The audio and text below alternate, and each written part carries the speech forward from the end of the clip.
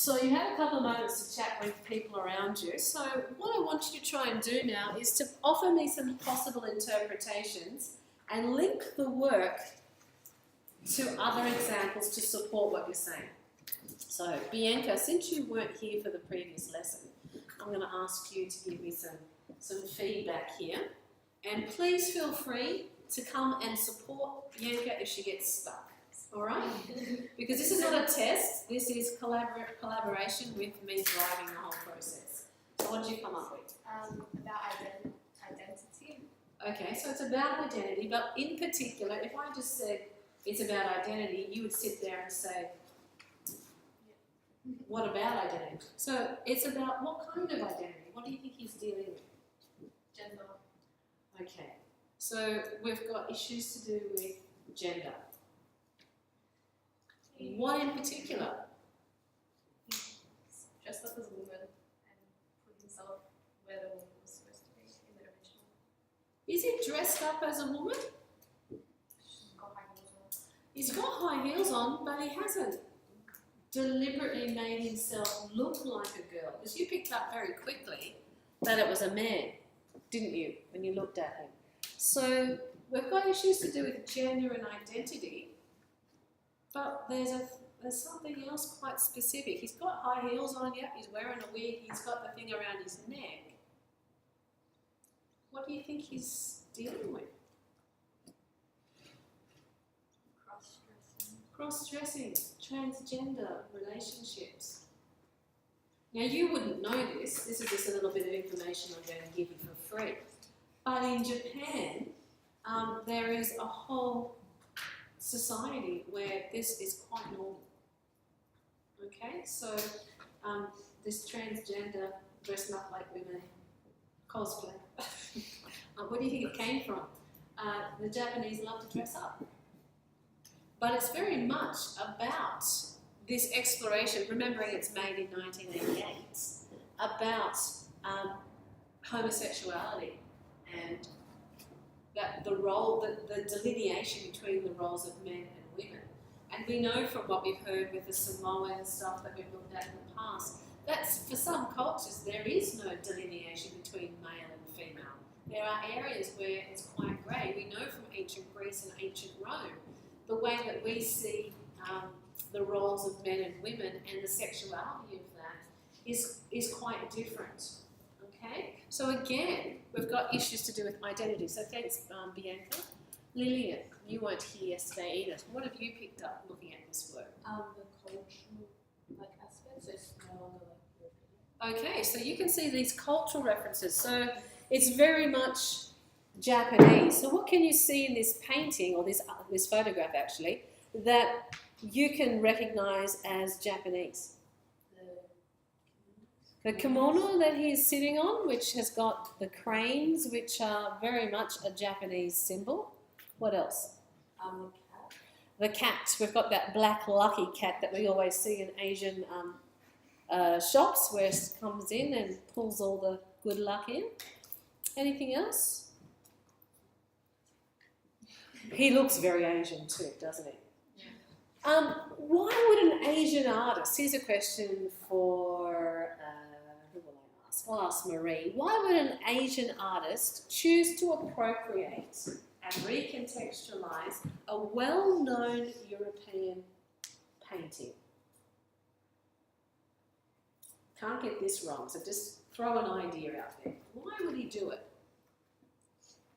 And then MJ, I'm going to ask you what you think he's done.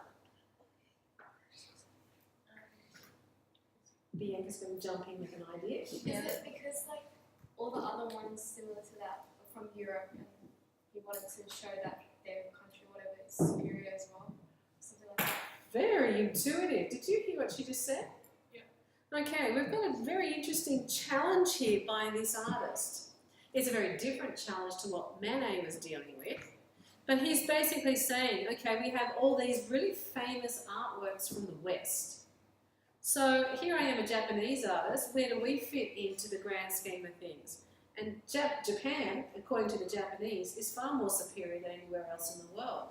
So we're going to play your game with your artworks. and actually show you or share with you that the West is not the only bastion in the world of great intellect and importance. So he's actually chosen, and you'll see that he's done this with a lot of Western artworks. He appropriates a lot of their works. And it is to challenge the superiority of the Europeans, that they seem to think that they've got the whole intellectual game wrapped up. So thank you, Bianca. Brilliant. Anybody? Marie, you just went past, you couldn't cope. Did you come up with anything else? MJ? I was going to say the Western superiority. It could be like Western ideals of beauty as well. Very nice. The ideals of what is beautiful. It's very interesting. I don't know whether you've read books from the 18th century, but whenever the Asians went into Europe, they were always considered second-class citizens, dirty Asians, and all these kind of connotations, which thank God we don't have anymore. But there was this real sense of superiority in terms of race as well. And mind you, the Japanese are no better. They were very much haters of foreigners as well. So there's a very interesting thing here happening about identity. So it's not just about sexual identity, it's about racial identity as well. Okay, anything else? I was going to say, like, he just looks a lot more masculine, like, it's obvious. Before he had, like, the luscious skin and all that, but now we've got toned muscle in his legs and his pecs and everything. So what could you relate that to?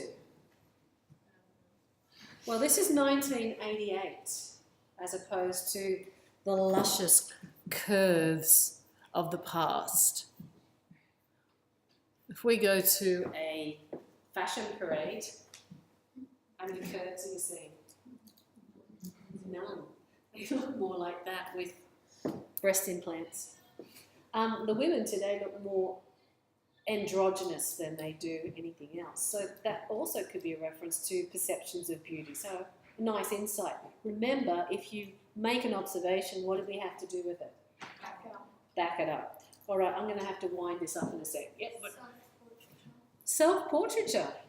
We've got two images of the same artist dressed up in two different roles. Very good. All right, we're going to continue with this in the next couple of lessons, but there are two more artworks that I want you to have a think about that come after this. And again, we've got the Gorilla Girls, and we know that this artwork is referencing on Gray's work. But to go back to our lesson intentions, what I was wanting you to be able to do by the end of this lesson was to be able to do some things for me. So, can you identify the time in history that the reclining female nude began? Renaissance. Tick. Can you identify the reasons culturally why it began? Pleasure of the male gaze. Pretty much that's what it was about. Anything else you can do with the church? The beauty of the female and the male body as a reflection of God's glory and his amazing abilities as the greatest creator ever. 3, can you identify the name of the artist from the Renaissance that made this style popular? No, it wasn't Giorgione. Titian. Titian's the dude, okay? Giorgione did it first, but Titian made it popular. Can you list the symbolism in the artwork? The dog means what? Fidelity. Flower means youth. Flowers youth. Gaze means they're connected with the audience. Yep. The luxury, they're well looked after.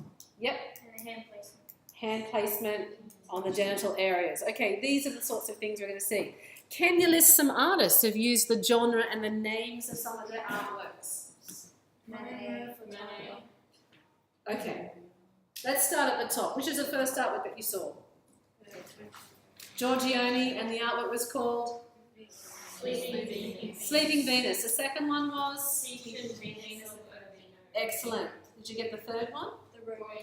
The Rope be Venus by Valeska, which is very hard to say. Goya painted Nude Marja. And then there's the Grand Odalisque. The Grand Odalisque by who? Engrais. Next. Manet, what was his work? Olympia, and the last one we got to? Morimura's Fatago. Excellent. All right, we're going to run out of time. Could you identify the conceptual choices for using this genre to communicate with their audience? We're not going to get that clarified because that's where we're going to have to pick up from next lesson. Before you pack up, this approach to me delivering the information, was it more useful and easier for you to get your head around about what exactly we're looking for? Yeah. Yes. Do you want me to continue to teach like this? Yes. All right. Thank you for your feedback.